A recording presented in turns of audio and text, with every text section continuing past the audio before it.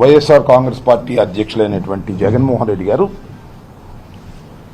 మిర్చి రైతులను పరామర్శించాలి, వారి ఇతిబాధలు తెలుసుకోవాలి, వారు ఏ పరిస్థితుల్లో మిర్చి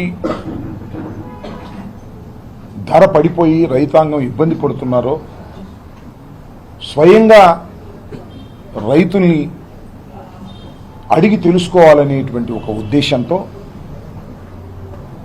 రాష్ట్రంలోనే కాదు దేశంలోనే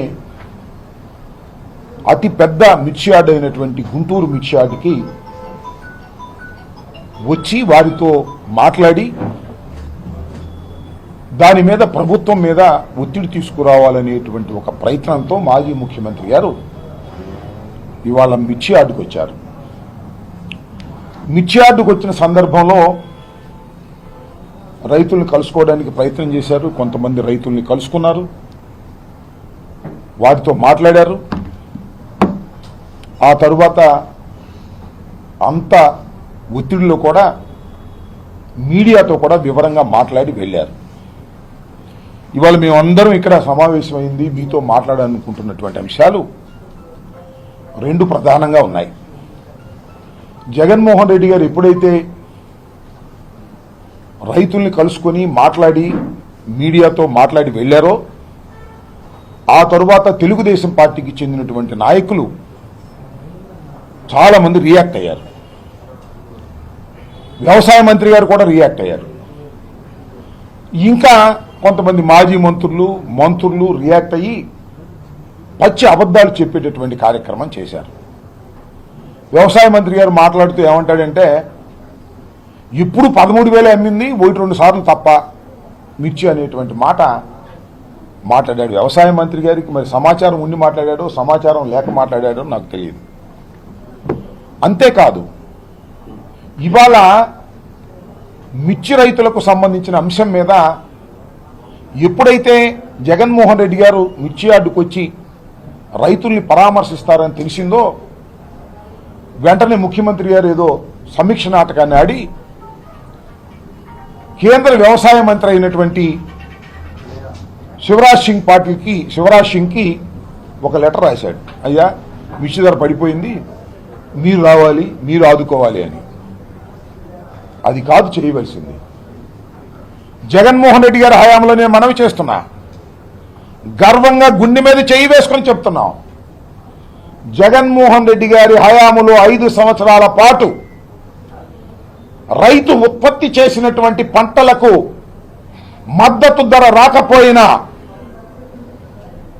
లేదు రైతు నష్టపోతున్నాడని గ్రహించిన 3,000 కోట్ల రూపాయలు ధరల స్థిరీకరణ కోసం పెట్టి ధాన్యం కొన్నాం, పత్తి కొన్నాం, శనగ కొన్నాం, పొగాకు కొన్నాం. కొని రైతుకు నష్టం లేకోకుండా ఆదుకున్నటువంటి ప్రభుత్వం వైఎస్ఆర్ కాంగ్రెస్ ప్రభుత్వం జగన్మోహన్ రెడ్డి గారిని మనవి చేస్తున్నాం. ఇవాళ అవాకులు చవాకులు పేల్తా ఉన్నారు మంత్రులు సైతం. ఏం చేశారండి మీరు ఇన్నాళ్ళ నుంచి?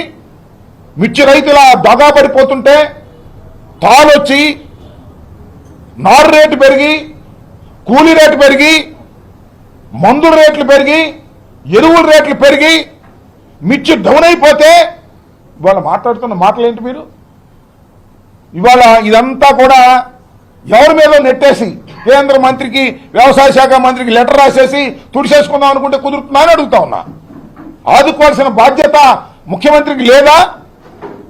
నేను గర్వంగా చెప్తున్నా, వైఎస్ఆర్ కాంగ్రెస్ పార్టీ ప్రభుత్వం రైతు పక్షపాత ప్రభుత్వం.